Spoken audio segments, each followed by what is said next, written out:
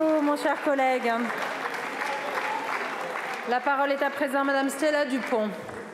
Merci Madame la Présidente. Monsieur le Premier ministre, Mesdames et Messieurs les ministres, chers collègues, permettez-moi tout d'abord d'adresser mon soutien plein et entier aux 1254 salariés de Michelin concernés par la fermeture des sites de Cholet et Vannes. Ma question s'adresse au ministre des Solidarités, de l'Autonomie et de l'Égalité entre les femmes et les hommes. Monsieur le ministre, le rapport Libault qualifiait déjà en 2019 le modèle français du grand âge comme à bout de souffle. Je le constate dans les EHPAD et les services à domicile du Maine-et-Loire. De nouvelles coupes budgétaires sont envisagées, affectant directement les conditions de travail des professionnels et la qualité de vie des résidents et des personnes dépendantes à domicile. Je tiens ici à rendre hommage à l'ensemble de ces professionnels qui accompagnent nos aînés dans des conditions que l'on sait difficiles. Pour attirer et fidéliser ces professionnels qualifiés, il est essentiel de revaloriser ces métiers. Malgré les mesures que nous avons déjà engagées, telles que la création de la 5e branche de la sécurité sociale, l'augmentation des investissements dans nos EHPAD, les revalorisations salariales, notamment via le Ségur, nous n'avons pas réussi à surmonter la crise. Les financements actuels demeurent insuffisants et il est urgent d'agir. Notre système devra investir beaucoup d'argent, non seulement pour s'adapter aux évolutions démographiques, mais aussi pour améliorer la qualité des services et alléger le coût pour les familles. J'en suis convaincue, le financement de la dépendance doit toujours reposer sur la solidarité nationale.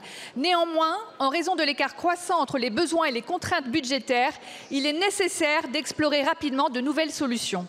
Le comité consultatif du secteur financier suggère de créer un contrat dépendance solidaire.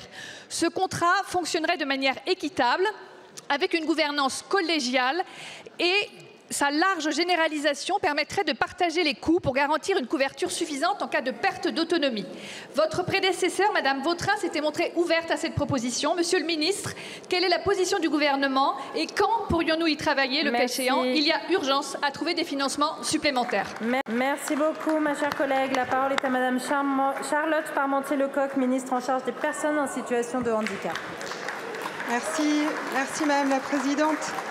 Mesdames et Messieurs les députés, Madame la députée Stella Dupont, permettez-moi d'abord d'excuser Paul Christophe qui est retenu au banc actuellement au Sénat. Je vais donc répondre pour le ministère des Affaires sociales. Permettez-moi aussi de saluer les personnes qui travaillent auprès de nos aînés pour leur engagement, pour leur dévouement, dans des conditions parfois très difficiles. Vous avez évoqué la situation financière du secteur et particulièrement des EHPAD. Vous avez évoqué le rapport Libault qui déjà en 2019 pointait le problème. Vous avez raison et c'est un constat que nous partageons totalement. Le rapport Libault, souvenez-vous, proposait de rembourser, de cesser la CRDS et de la transformer, une fois la dette sociale amortie, par une contribution pour nos aînés. Or, le Covid et les conséquences qu'il a eues sur la dette sociale a rendu caduque cette proposition. Il nous faut donc trouver d'autres solutions pour financer. Malgré ça, il y a eu de nombreux efforts depuis 2019, en 2020, 2021, 2022, 2023, 2024 pour apporter des financements complémentaires, renforcer les effectifs dans nos EHPAD, les rémunérations, vous l'avez dit, grâce au Ségur. Le PLFSS prévoit aussi à nouveau de renforcer les financements pour le grand âge, notamment aussi des nouvelles modalités de financement en fusionnant soins et dépendance pour là aussi mieux s'adapter à la situation. Mais vous avez raison, là encore, ces solutions ne permettront pas de complètement répondre aux problèmes. Et donc la proposition qui est faite par le Conseil consultatif est intéressante. Le ministre souhaite pouvoir l'approfondir, l'étudier. Il est tout à fait ouvert à le faire, bien évidemment, avec vous, avec l'ensemble du Parlement, pour pouvoir trouver ensemble ces solutions.